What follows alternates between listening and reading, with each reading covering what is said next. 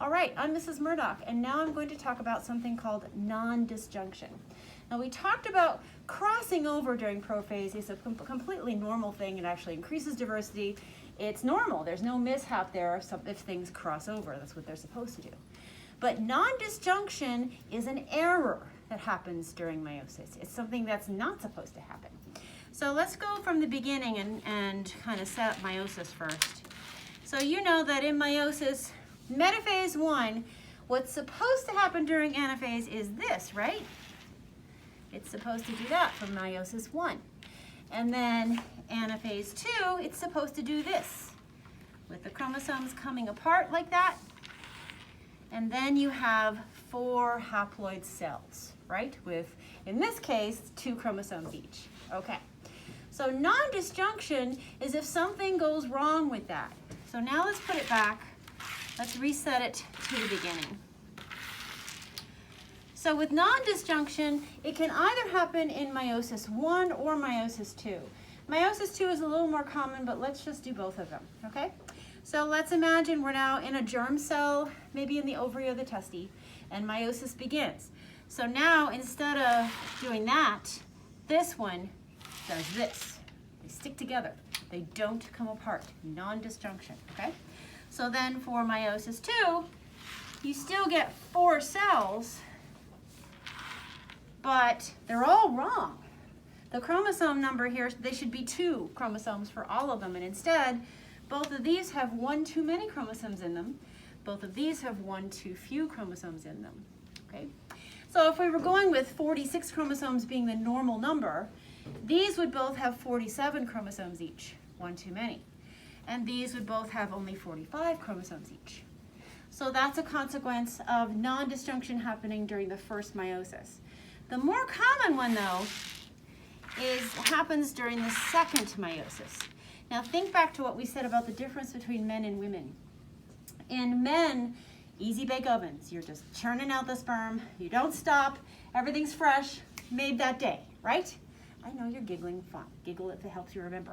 With the women, with us, we made all of the eggs we're all ever going to have, and we stopped right there.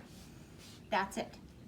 And we didn't go any further. These eggs are stored just like that for years and years until and unless a sperm cell meets it. And then it does its final meiosis, okay? So a lot of times there are women recently who've been, because of career choices, they've been waiting a little longer to have babies. And when they do that, they increase the rate of that happening in the second meiosis, because the chromosomes have been sitting for so long that it's a slightly higher chance that you're going to have them stick together on that last division. So if that happens, now, and if this becomes the egg, for example, right? And these are polar bodies and maybe we don't use them. So now you have, if this, for example, if this is chromosome number 21, remember you have 23 pairs, right? Let's say that this is supposed to be part of the 21st pair. And then along comes father's sperm for chromosome number 21. There should have only been 2, but we're 3 because mom's chromosomes didn't come apart properly. So if this is chromosome pair number 21, what disorder does that cause? Down syndrome, yes. Okay.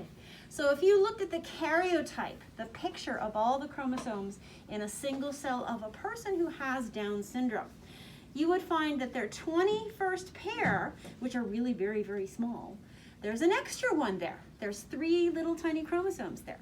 It's called trisomy 21. And that is not something that travels through families like sickle cell anemia or Huntington's disease. It's not a single little mutated gene on a chromosome.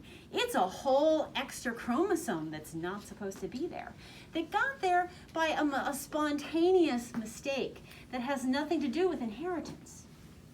So these are not disorders that can be traced on family pedigrees. Down syndrome is something that occurs by accident to an individual. And very often Down syndrome people can't procreate. They aren't fertile. Yes? Where does that extra chromosome get made? Well, it's just one of mother's chromosomes that instead of properly separating, it just stuck together and went one direction. So it was one of her cellular somatic chromosomes that just didn't separate during meiosis, the final chromatids separating like they're supposed to. Right? That's what non-disjunction is. It's an accident where chromosomes don't come apart like they're supposed to. Right?